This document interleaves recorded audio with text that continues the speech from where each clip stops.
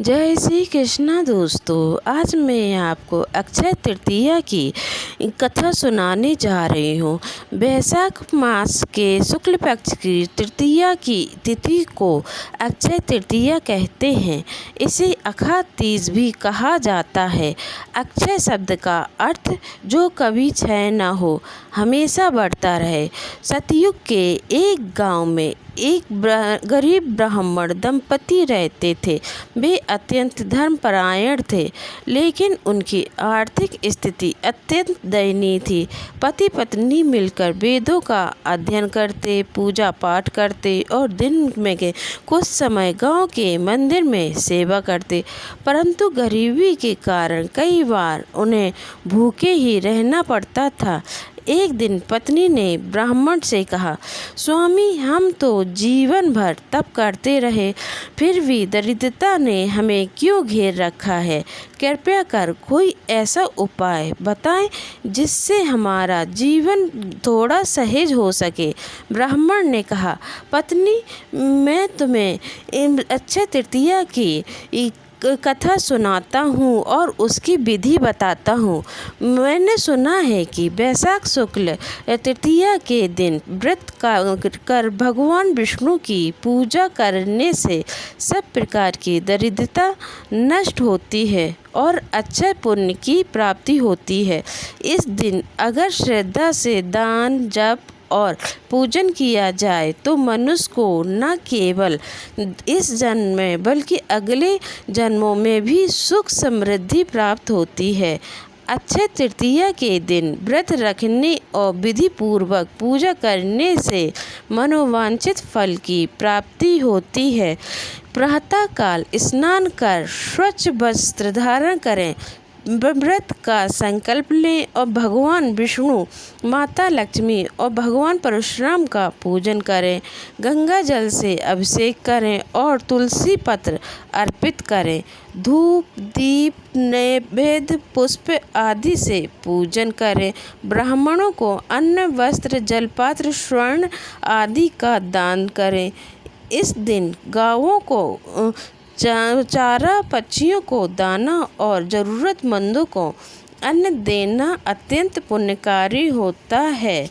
और श्री कृष्ण और सुदामा, जो अत्यंत गरीब ब्राह्मण थे, अपने मित्र कृष्ण से सहायता मांगने के लिए द्वारका पहुँचे। वे अपने साथ केवल थोड़े से चावल लेकर गए थे, जो सच्चे प्रेम का प्रतीक था।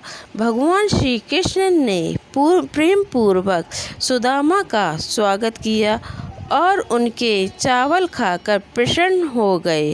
कृष्ण ने बिना कुछ कहे ही सुदामा के घर को अपार धन संपत्ति से भर दिया। यह घटना अक्षय तृतीया के दिन हुई थी। इस दिन भगवान विष्णु को सच्ची श्रद्धा से भोग अर्पित करने से हर प्रकार की समृद्धि मिलती है। महाभारत काल में जब पांडव वनवास में थे, तब द्रौपदी को भोजन बनाने में कठिनाइयों का सामना करना पड़ता था। भगवान सूर्य ने उन्हें एक अक्षय पात्र प्रदान किया, जिसमें जो भी भोजन बनाया जाता था वह कभी भी समाप्त नहीं होता था।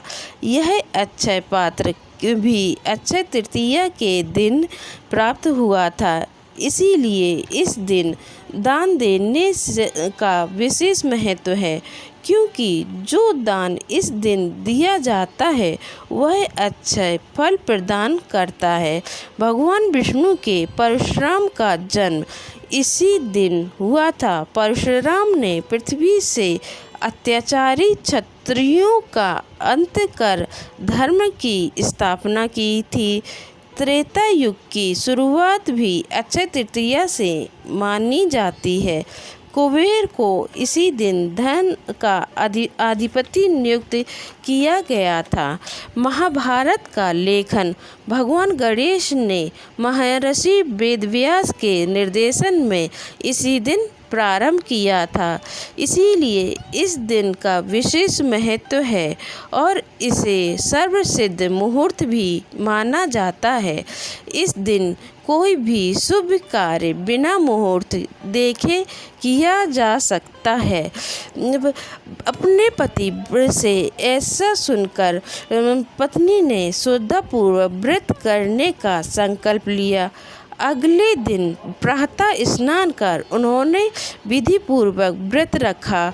घर में जो कुछ थोड़ी बहुत सामग्री थी उसी से पूजन की और भगवान विष्णु के नाम का स्मरण किया।